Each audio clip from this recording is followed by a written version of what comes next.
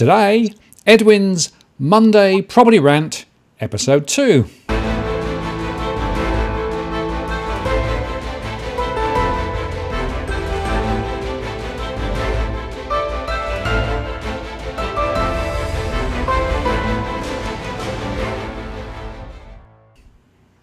Hello again, it's Martin North from Digital Finance Analytics. Welcome to this post covering finance and property news with a distinctively Australian flavour.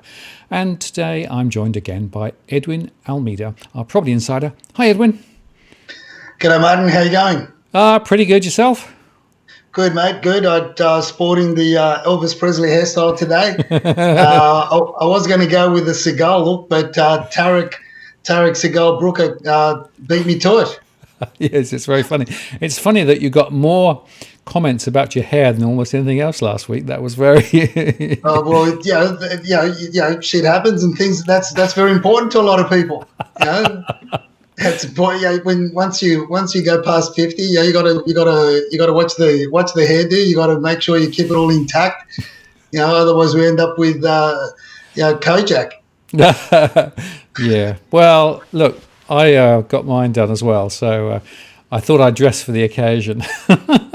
Well, you know, hopefully we don't go into another lockdown, and then what will we do without a hairdresser? But then again, I don't go to a hairdresser anyway. No, I don't either. That's another story. Now, there's a few things we need to talk about today, and we're going to talk about some fake news from Domain. We're going to talk about Shane Oliver and some of his Twitter to and fro's. And we're going to talk about Christopher Joy and his recent AFR article claiming that the market is bubbly. And I guess also just an update from you in terms of what's out there, in terms of what's happening with the market. So there we go. It's been a surprising weekend. There's a lot happening. I actually got out of Twitter purgatory. You know, Square Meter Research got me back online. They've unblocked me. So Louis unblocked me. Thanks, champ. I'm out of Twitter purgatory with him. So must have been something I said, or I must have said something good. But I'm still sticking to the fact that agents do not post listings, or the majority of listings did not come up on Friday, regardless. Yeah. Well, it is very interesting. I mean, before we get into our key ones, I've been looking at the information from the Valuer General, right? So they publish ultimately all of the sold transactions, right? And it's very interesting if you compare the sold transactions that actually are from the official source. Now, obviously, it takes a couple of months. With all the portals, there's a massive mismatch. It's incredible what happens out there, and yourself and also Lindsay David has been on this for years. Like myself, we've been on it for years because we know how it works.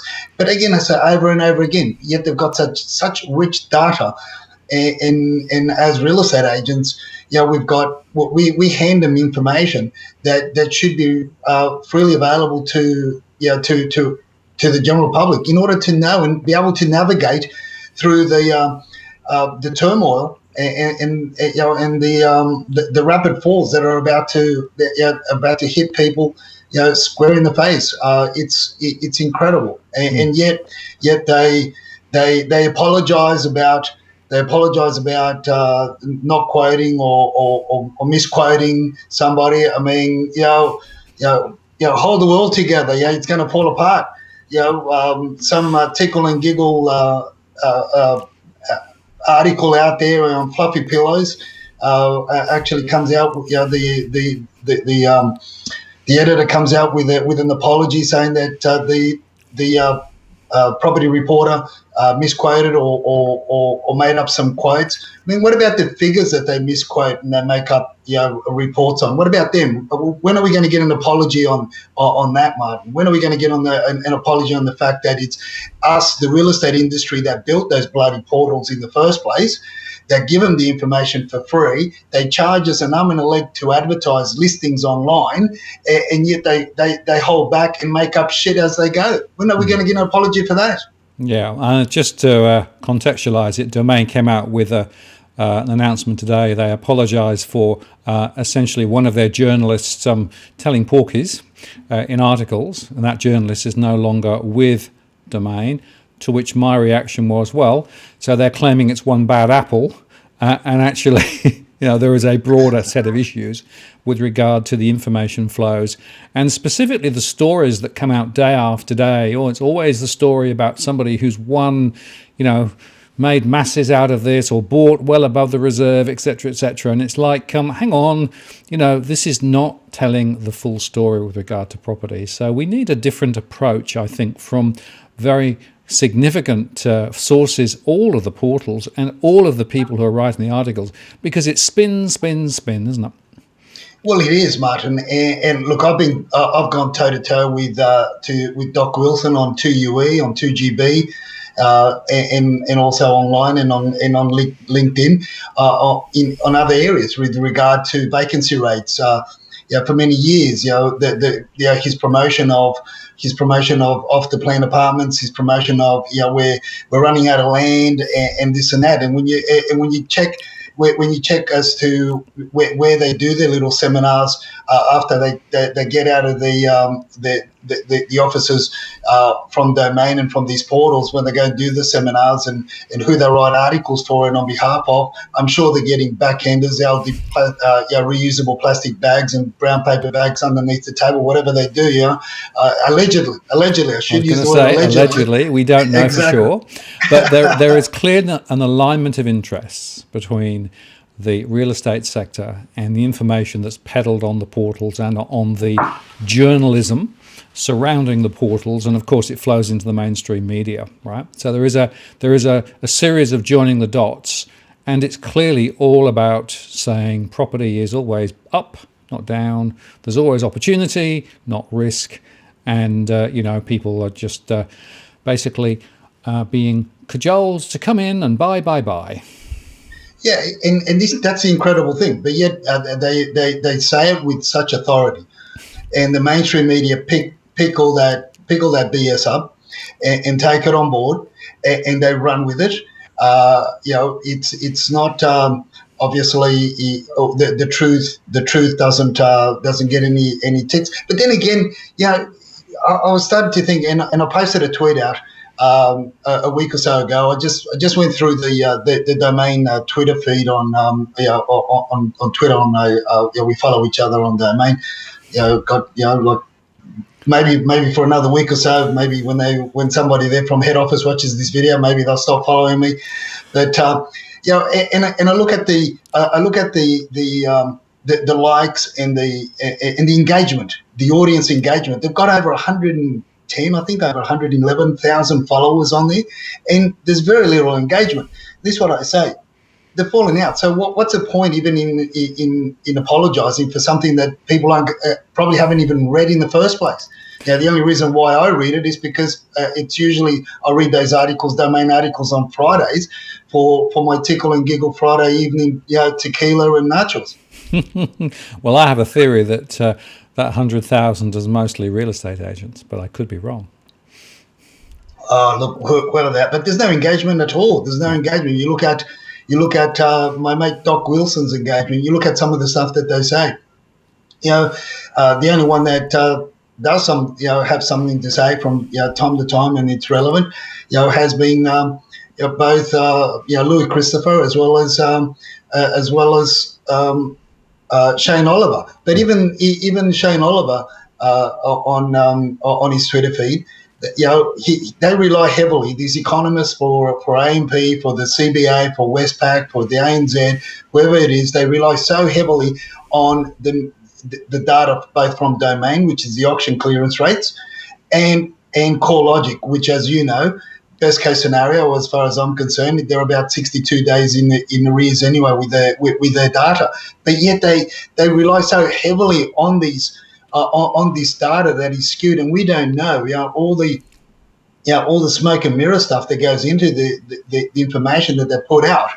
I mean, look, it's just it's really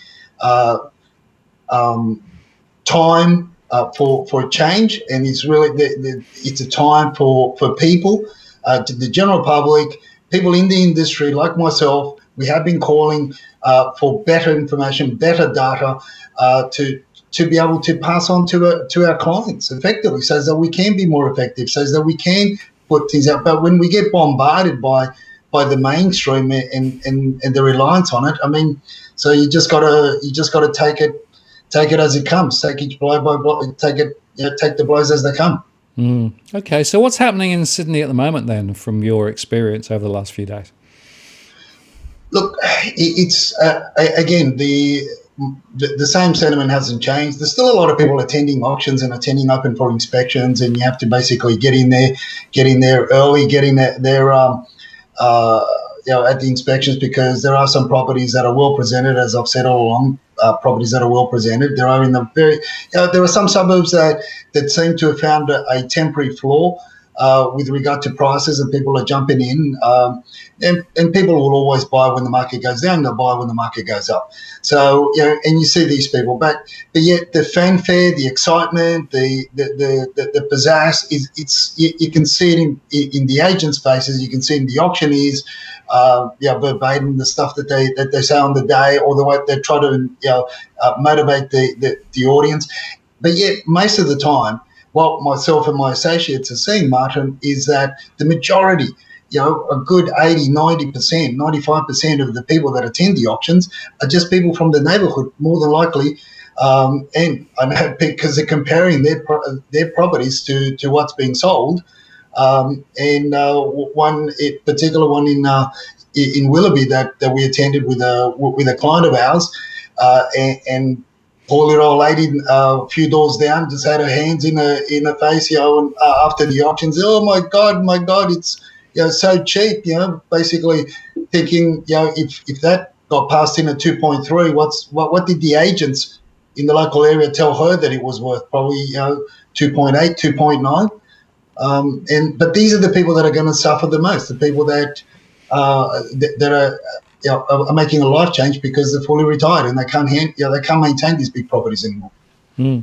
Right, and the listings numbers are going up just a little, aren't they now? Yeah, Tad, they are. We've started a little bit stronger this week with the Monday figures. They did drop, or they stabilised for a little bit for the last 3 weeks. But talking to colleagues in the industry and they're very busy with market appraisals. But at the same time, when you dig a little bit deeper, you find out that a lot of them are also busy organising tradespeople. And the other thing also is, Martin, that a lot of them are also having to accommodate tenants. And that's been rather difficult, to say the least. It's difficult when things are normal, let alone when you're going through a pandemic and you've got to social distance and organise things properly, both with the tradespeople as well as with the tenants, and then the open for inspection time. So things are taking a little bit longer, but I'm still confident that the numbers will tick up. As I said, they've started a little bit higher than what they have in the last 3 weeks. But then again, we didn't see a retraction in numbers in winter anyway. So it's just going to be lumping more listings, more new listings, particularly the freestanding homes in the suburbs, which is going to be eye-watering, I'd say, in the next few weeks. Yeah, well, that's interesting. I did some deep dive work on Redfern, and it's quite interesting watching what's going on there. So the prices are definitely beginning to deaccelerate there. But the most striking thing was just the vacancy rates. So the number of rental accommodation that is actually vacant, and therefore rents are falling quite fast. And that's putting tremendous pressure on some property investors. So my theory is that we're going to see more property investors really questioning whether in fact property investment is worth the candle at the moment, because with no capital appreciation, with rentals effectively now beginning to slide, there's an argument for saying you should get out quick. Well, Redfern, an area where predominantly was perhaps occupied into the rentals, the investment properties were occupied by students. That's absolutely getting smashed. Redfern, Camperdown, and all the surrounding areas around there. So of course you're going to have that massive drop. But just going back a step with regards to that, I got a phone call from somebody that's in a relationship with a senior manager in CBA, Martin, and they were pissed off at you for that report that you put out in Redfern, because they themselves have an investment property. I know he's probably watching this video because he does follow you. So he wants answers. He's going to come at you. He called me and said, "Do you have Martin's address?" So I think I'm going to have to go down and maybe give you a few tips on boxing mode. Well, I'm just reporting the data. I mean, there's nothing in any of the material that I show that isn't available for anyone to go look at, and that included, of course, all of the recent transactions. So, there you go. The story is the story, Edwin. The data is the data. That's why a lot of people don't want the data to get out, right? But the fact is, you can't hold up the dam of data forever. No, look, and we get that. You get the people on Twitter, you get the people on that make comments on YouTube and everything else. So look, you just take it. As I say, look, we're reporting one thing, we see one thing. I mean, we're looking at things. When it gets to the nuts and bolts, it's all very much subjective. Anyway, we're looking at it through our own eyes, and we make our own assessments, and hence the reason why we say over and over again, this isn't financial advice. This isn't advice. We're not advising you to do something. We're just passing on information. There are others in the mainstream, just because they write for the AFR. And write articles that the property market's going to, turn up another 10-20% in the forthcoming years. Well, then again, but yet they've got some sort of authority on that. Well, if you want to listen to that, by all means, go out and invest in property, but not whilst you and I are seeing at face value at the hardcore data that's showing that the trend is going south, and it's going to go south a lot quicker than what a lot of people expect. Well, and that takes us to Christopher Joy's article in the AFR, right, which he published over the weekend, and basically he's saying, well, there might be a very slight fall, but actually the property now is on the turn, and he's still actually thinking that there will be significant rises ahead. Yeah, well, look, at the same time that article came out, I think Canada put out an article with regards to dating and how you can safely date. People are going on Tinder and all those sorts of dating websites, and they said that, look, as long as you wear a mask, casual sex is okay, but make sure you wear a mask.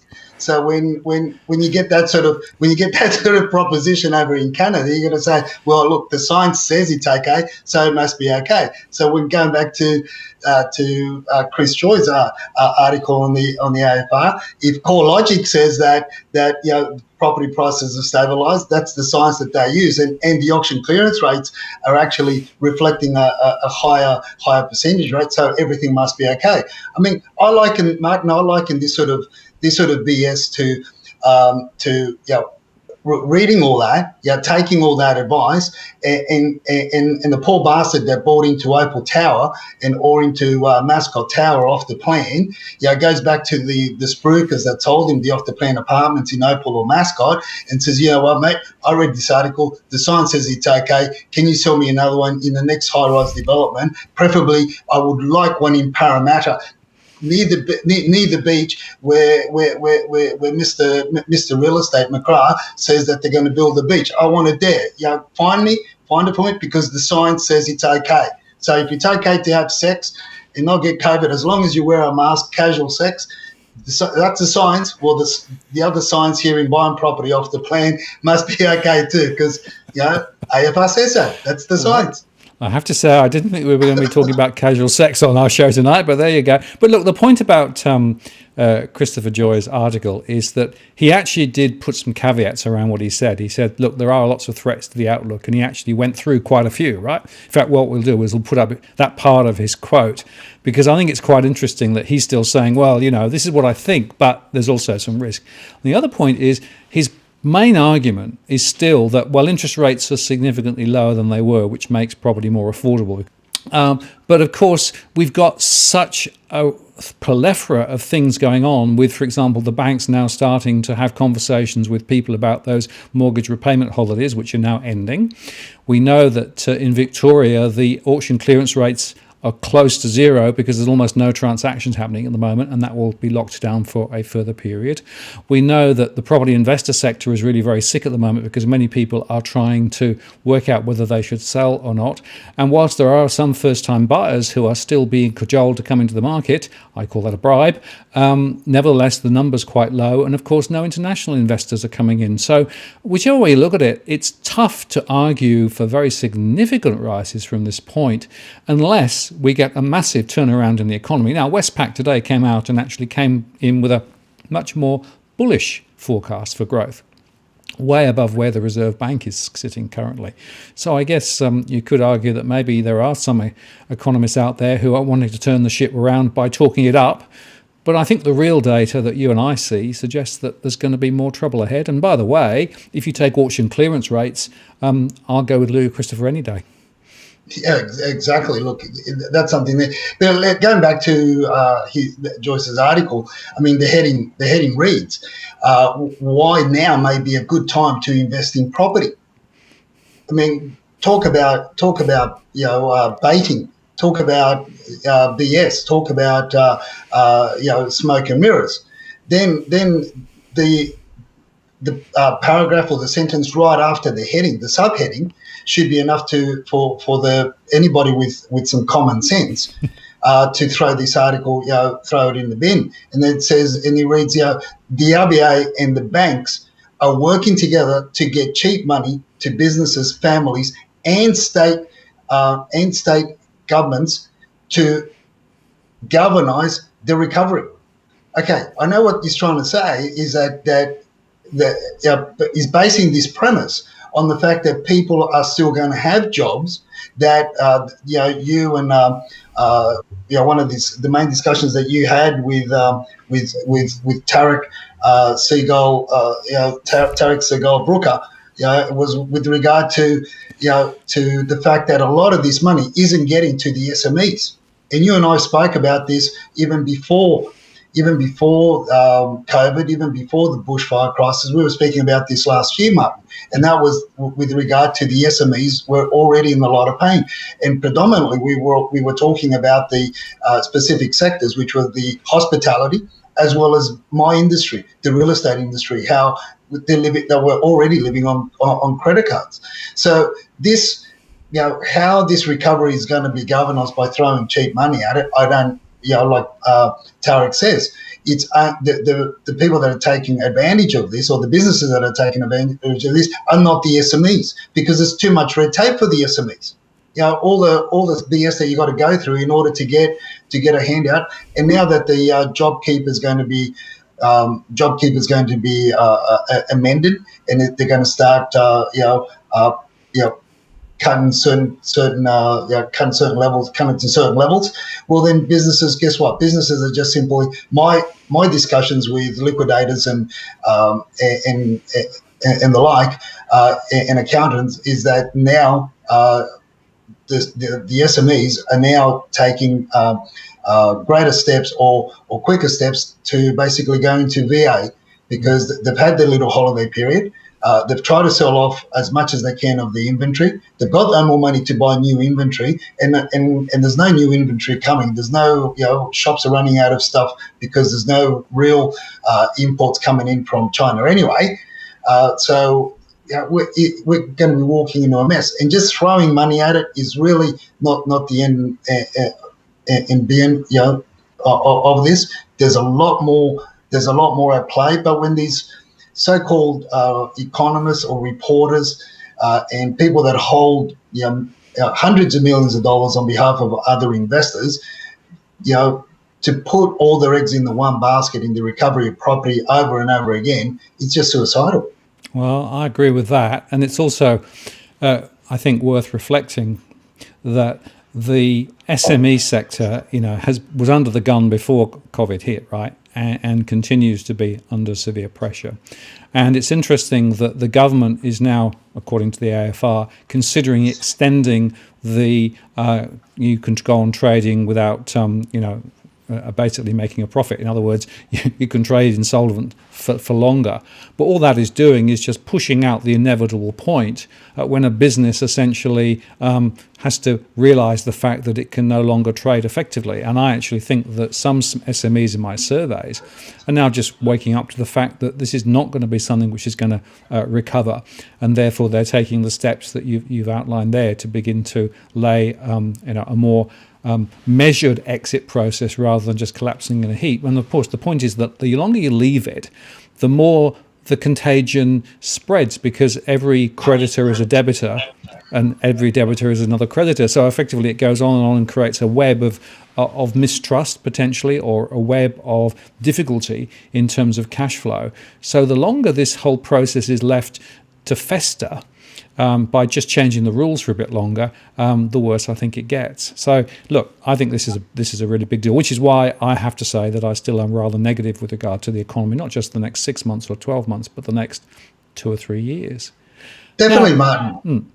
Just before we go on to the next subject, there is, look, now wrap your head around this, right? Wrap your head around this, and that's the fact that, as I said, the SMEs, a lot of SMEs that should have closed their doors, months ago, 6 months ago, they didn't. Why didn't they do that? As I said, because of this moratorium on being liquidated, this moratorium on bankruptcies and the like, right? So it was an opportunity. It was a time where they could sell their inventory. Now, if you know you're going to go bust and you owe somebody $10,000. But you hold on and you sell off more of your inventory and you cash up. You're getting money from selling your inventory here, and you're also getting money from the government. Well, guess what? That money is going into a separate account that's handled by the missus, or handled by the partner, or by the kid or whatever, or your pet dog or cat, whatever it may be, right? So I'm not giving anybody any advice or giving them how to dissolve a business. So that's what's been happening, Martin. So then when, as you said, so if you're going to go bust, owing your creditors $10,000, $50,000, $100,000, well, you think to yourself, well, there's a moratorium on this. Well, what's the difference between going bust with $50,000 or going bust with $100,000? You still go bust. You still owe. You're still going to owe your creditors, whether they get 50 cents in the dollar, 30 cents in the dollar, 10 cents in the dollar. At the end of the day, you're gone. You're kaput. The business is gone. That's on the business sector, right? Now, you've got a handle on that, right? So now we're going to go into the real estate arena, into the arena where again there's been these mortgage holidays for 6 months or so, and there's an extension with mortgage holidays, and they're taking advantage of it. They're buying new cars. People are doing all sorts of silly things with our money, other than paying down debt. Because again, Martin, it's this whole mental think, or this whole philosophy or mindset. Hey, the bank's going to come in and take the house anyway, and the investment properties. So why would I want to? So this is where I feel that the listing numbers aren't coming on as quickly as what I would have expected them to, and they're not coming on, and they may not coming on. They may, or anything could happen, but they haven't been coming on as quickly as what I thought they were going to come on. And this is my thinking. That is because if the bank's going to take your house, if the bank's going to take your principal place of residence, which they're a bit reluctant to anyway, to take proceedings on that, but if you're going to falter on your principal place of residence because you've got a commercial loan attached to the property, because you've got credit cards attached to the property, because you've got car leases attached to the property and so on, you're going to lose it anyway, right?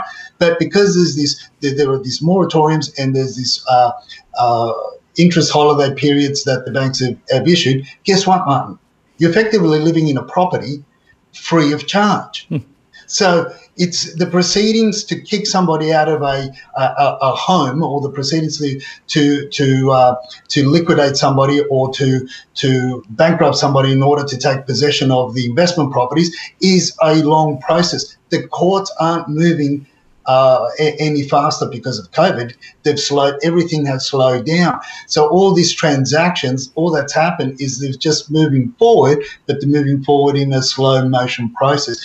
And more so because of that, what I've spoken with people about, I've said, look, it would be smart for you to sell your property now that you're in trouble rather than later when you've got, another 10, 15, 20 drop in your neighborhood, and then you're going to get a lot less. But when I talk to people over and over again, it comes back to, hey, if the bank's going to kick me out, well, let them kick me out. I might as well stay here rent free. That's another side of the coin that the mainstream don't discuss. But that's what's happening out there as well, Martin. And people are taking advantage of what's at play, the slow legal process, how the whole banking legal process, accounting process, how it's really slowed down. But this is my big but.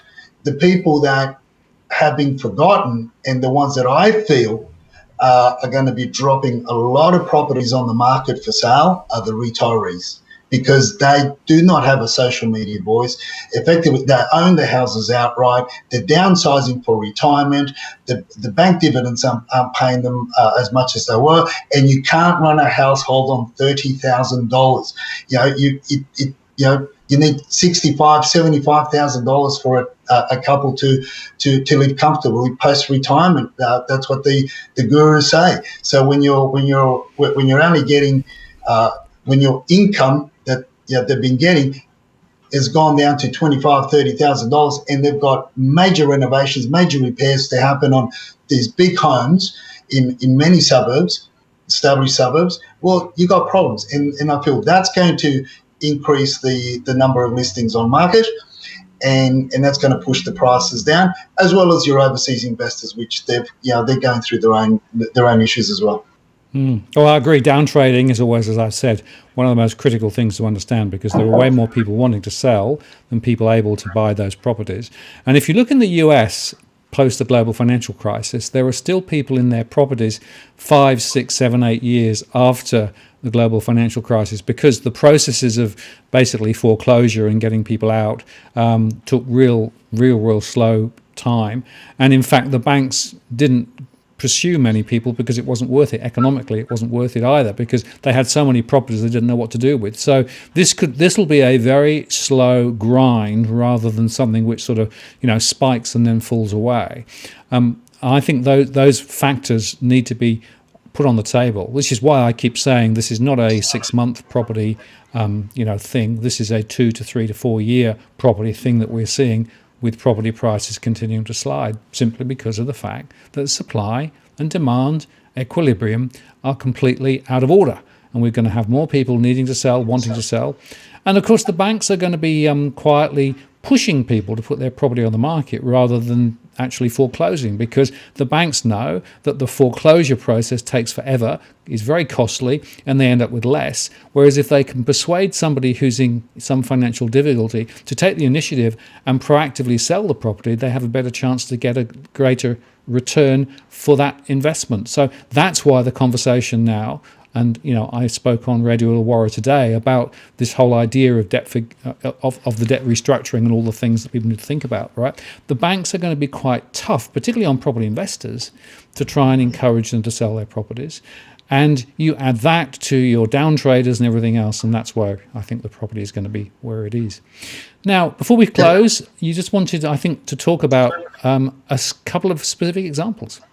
Yeah, well, look, our followers like the down to earth examples. We're looking at 31 Margaret Street at Roseville. It went to auction last week. It got passed in. One of my associates tells me I wasn't there at the auction. I was at another auction at that time, and it got passed in at the guide, which was around 2.2 to 2.3, and now it's come on live. Advertised live under a private treaty campaign, and the guide is $2,350,000. Now it's a big block of land, house needs a bit of work, but it's a decent sized parcel of land there in that area. But the interesting thing, Martin, is that the property was bought on the 31st of January 2018, and it was bought for $2,750,000.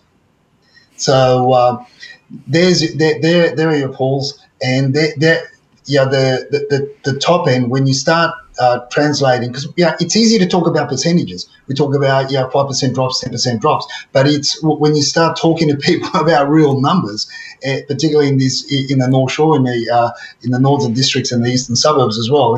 Some of the top end market in all over Sydney in the top end. When you start talking about you could say, it's only had a 10% drop or a 15% drop, blah, blah, blah, whatever. But when you start translating it, we're talking about 400, 300, 400, 500,000 drops thus far, and it has, and people are still not putting their hand up, even at 2.2 at the auction. How much further will it go? What's it really worth? And just around the corner, I'm following other sales just around the corner where I've seen drops in properties that were bought 1 or 2 years prior, in 16, 17, and the transaction values or what they get passed in at auction, and then they go on a private treaty campaign. The differences are also in anywhere between $300,000 and $400,000 apart. So that's something that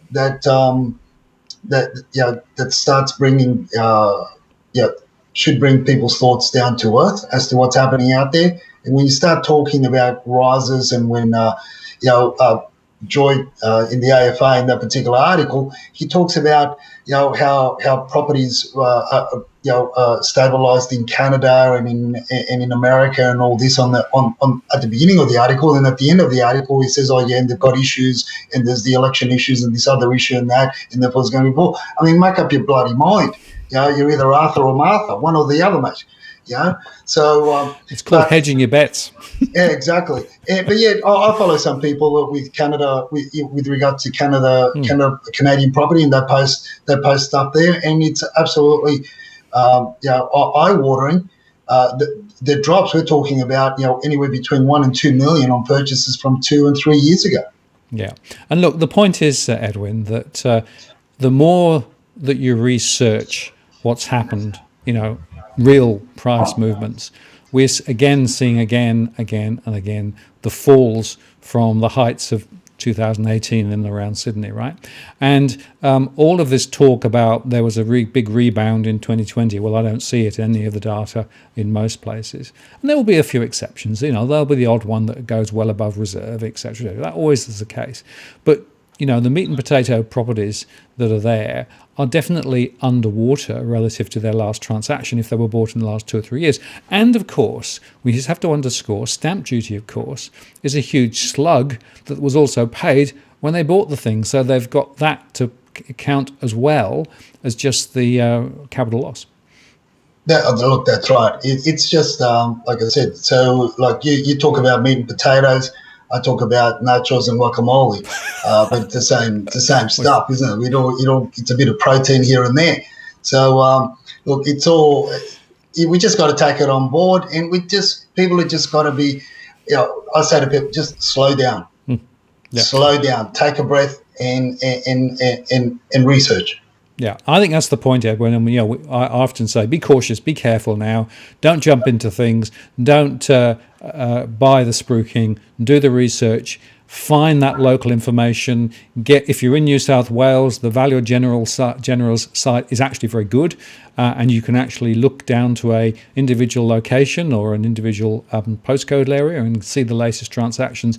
That is by far the best information source in terms of what's really going on. It's 2 months delayed because that's, of course, the processing time it takes to get the transaction completed. But don't believe necessarily the stuff elsewhere, because there is selective information being presented. It's being presented with a particular agenda, but I think, Edwin, both you and I agree that the true story is much closer to what we've been discussing here today. No, that's right, Martin. So we'll leave our viewers with that, and hopefully they'll enjoy it. And if they're on Tinder, just wear a bloody mask. You know, just follow the signs. What they say in Canada, it's okay. Casual sex is okay as long as you wear a mask. Yeah, well, it's worth remembering. Next time in Canada... And if you're going to buy an off-the-plan apartment, make sure it's from a spruiker that's wearing a mask. Well, Edwin, thanks for your time today. And, next week you'll have to actually think of another hairstyle to be able to actually keep the audience guessing. Yeah, look, bloody Tarek Seagull Brookhart, seriously. It's... I was really aiming for that. Now I'm going to have to go the other way and cut my hair or something. Yeah, well, I just put on my sunglasses of gloom, right, as I discussed, right, because I think that actually helps to see the property market in a whole new light. Well, I thought, look, I wouldn't call them sunglasses of doom. I'd be calling them like shades to keep out all that bling that you get from the AFR and the domain articles. Yeah, all that lighting, shining light that just comes out at you and just makes you want to go out there and buy at an auction. Knock on somebody's door and say, listen, here's a couple mil. Take off. I'm moving in. Yep, wear your sunglasses, folks. It'll help you to see the property for what it is. Thanks, Edwin. Talk to you soon. Take care. Cheers, mate. And all the best. Goodbye.